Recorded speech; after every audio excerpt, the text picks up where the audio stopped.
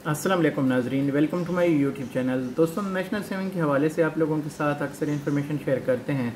यहाँ पे दोस्तों मैं आप लोगों के साथ थोड़ी सी इन्फॉर्मेशन शेयर करना चाह रहा हूँ थाई लॉटरी के हवाले से। कल मैंने एक वीडियो शेयर की थी थाई लॉटरी का जो रिज़ल्ट है, तो उसके ऊपर काफ़ी सारे लोगों ने पूछा कि ये क्या भला है और पाकिस्तान में क्या ये लीगल है या नहीं, और क्या इसमें हमें परचेजिंग करनी चाहिए या नहीं, और इसमें परचेज़ करने का तरीका क्या है, यानी इसमें हम इन्वेस्ट किस तरह से कर सकते हैं। ये सारी चीज़ें इस वीडियो में डिस्क्लोज करूँगा। अगर आपको इन्फॉर्मेशन अच्छी लगे तो वीडियो को लाइक कर दें, दूसरों के साथ भी शेयर कर दें ताकि किसी का भला भी हो जाए। तो ओवरऑल दोस्तों, मैं इसके बारे में ये आपको कहूँगा कि ये सिंपल एक जुआ है। सही है, आपकी इन्वेस्टमेंट या तो आप इनाम लग गया तो आप के बारे नहीं आ रहे हैं, और अगर आपका इनाम नहीं लगेगा तो आपके पैसे ज़ाया हो जाएंगे। इसमें काफ़ी सारे लोग जो हैं पहले अपने फंड्स जो हैं वो लॉस भी कर चुके हैं, और कुछ लोगों ने इसमें विन भी किया है। जैसे आम तौर पे पाकिस्तान में प्राइस बॉन्ड्स वगैरह जो हैं वो आपको जो है अमीर करने का एक शॉर्टकट तरीका है कि आप कोई भी प्राइस बॉन्ड परचेज़ करते हैं तो अगर आपकी लक है तो उसमें से आपके करोड़ों के इनामात लग सकते हैं, तो आप जो है करोड़पति हो सकते हैं। तो ये भी उसी नस्ल का एक तरीक़ाकार है। लेकिन ये आपको बताता चलूँ कि 1999 तक जो है ऑफिशियली तौर पे पहले पाकिस्तान में भी ये एक परचेज सिस्टम होता था जिसके ऊपर जुआ वगैरह समझे कि ये जुए की एक किस्म होती है। सिंपली जो चीज़ होगी, मैं आप लोगों से हमेशा ये कहता हूँ कि मैं जस्ट फेयर एनालिसिस आप लोगों के साथ शेयर करता हूँ। बाकी जो रिस्क है, जो आप लोग कहते हैं कि व्यूज़ के लिए होता है, ऐसा कुछ नहीं। मुझे ज़रूरत नहीं है इन चीज़ों की। अल्हम्दुलिल्लाह मेरा अपना बिज़नेस है, इससे कोई 10, 15, 20 हज़ार आए हैं तो इससे कोई मुझे ज़रूरत नहीं है झूठ बोलने की। यहाँ पे ना मुझे ऐसी चीज़ों को प्रमोट करने की ज़रूरत है। जो फेयर एनालिसिस हैं वही आप लोगों के साथ शेयर करूँगा। तो यहाँ पे आपको बता दूँ कि 1999 में, जैसे कि मैंने आपको पहले बताया कि उससे पहले तक पाकिस्तान में भी एक सिस्टम था कि पर्ची के ऊपर जुआ होता था और जो विन करते थे उनको जो है इनामात दिए जाते थे, और जिसके लॉस हो जाता था उसके जो पैसे हैं वो डूब जाते थे। तो फिर पाकिस्तानी हुकूमत ने सोचा कि क्यों ना ये लोग इससे कमा रहे हैं तो हम ही इसके बारे में कोई जो है ना दूसरा तरीका निकालें और लोगों से पैसा इकट्ठा करें। तो उसके बाद ये प्राइस बॉन्ड, जो कि पाकिस्तान में आपको 25,000, 40,000 वाले प्राइस बॉन्ड पहले नज़र आ रहे थे, तो ये उसी एक सिलसिले की कड़ी है। तो ये चलते चलते आगे जो है आपको प्राइस बॉन्ड की सूरत में नेशनल सेविंग्स या कौमी बचत ने ये मुतारिफ़ करवाए, और ये भी चलते चलते आगे आगे, और अब जाके जो बड़े प्राइस बॉन्ड हैं जैसे 25,000, 40,000 और कुछ दूसरे भी हैं, मुकम्मल लिस्ट पहले मैंने शेयर की हुई है वीडियो। तो वो प्राइस बॉन्ड यहाँ पे हो गए बंद। प्राइस बॉन्ड बंद होने के बाद इन्होंने प्रीमियम प्राइस बॉन्ड जो है वो लॉन्च कर दिया। अब हर बंदा ये सोचता है यार अपने नाम पे इशू कराओ, फिर इनको बेचने के लिए जो है दोबारा से वो एक तगदो करनी। पाकिस्तानी अवाम जो है ना वो मेहनत नहीं करती, शॉर्टकट वाला तरीका ढूंढते हैं।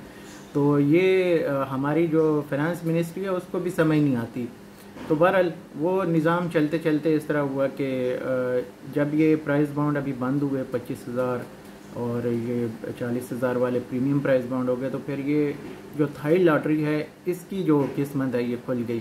तो पाकिस्तान में बहुत सारी ऐसी लॉटरीज़ जो हैं वो ट्राई होती रही हैं, इंडिया की, दुबई की और दूसरे कंट्रीज़ की, तो कोई भी कामयाब नहीं हुई। लेकिन ये जो लॉटरी है ये कामयाब हो गई। और कामयाब कैसे हो गई? जैसे बुकीज़ आम तौर पे, अब हो सकता है आप लोगों में से कुछ जानते हों और कुछ ना जानते हों।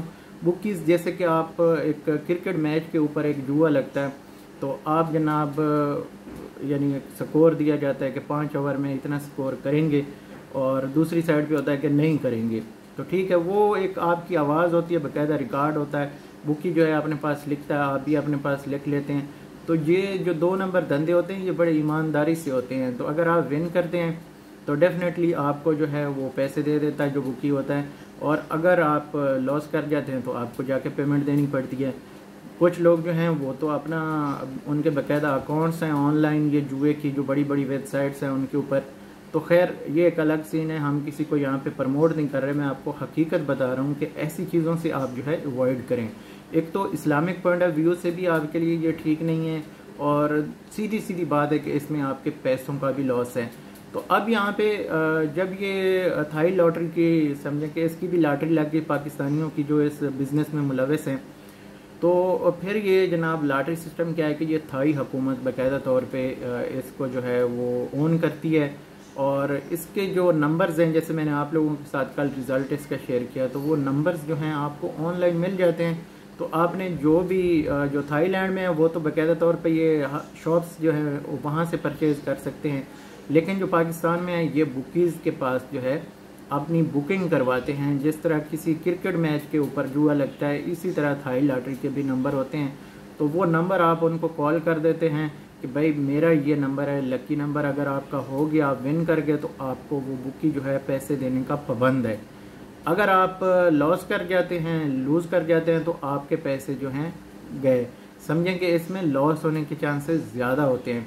जबकि अगर हम कौमी बचत को देखते हैं तो कौमी बचत के जितने भी प्राइस बॉन्ड हैं इनके ऊपर आपको, अब जो प्रीमियम प्राइस बॉन्ड्स हैं इनके ऊपर आपको प्रॉफिट भी दिया जाता है, और जो आपकी रकम है वो भी महफूज है कि आप उसको किसी टाइम भी जाके कैश करवा सकते हैं। और दूसरा इसमें यह है कि आप अपनी लक भी आजमा सकते हैं कि आप इसमें करोड़ों के इनामात भी जीत सकते हैं। तो ये चीज़ जो है ये इसको, यानी जब ये प्राइस बॉन्ड वगैरह जो पाकिस्तान में ये बंद होने की वजह से ये थाई लॉटरी जो है बहुत ज़्यादा जो है पाकिस्तान में है, और इसका तरीका यही है कि जो बुकीज़ हैं उनके पास बुकिंग करवाएंगे, और अगर विन कर गए तो वो आपको पैसे दे देते हैं। बुकीज़ आम तौर पे पाकिस्तान में तो अब बहुत ज़्यादा है, मैं जानता नहीं हूँ, मैं ऐसा कोई काम करता नहीं हूँ, लेकिन मुझे पता है जो इर्द गिर्द हमारे लोग हैं जो ये प्ले करते हैं ऐसी गेम्स वगैरह, तो वो बताते रहते हैं। क्रिकेट के ऊपर होते हैं मैचेस, जो भी IPL है, जो पाकिस्तान में PSL है, इसी तरह दूसरी जो प्रीमियर लीग्स हैं उनके ऊपर बहुत ज़्यादा जुआ होता है। स्पेशली जो इंडिया की IPL है इसके ऊपर बहुत ज़्यादा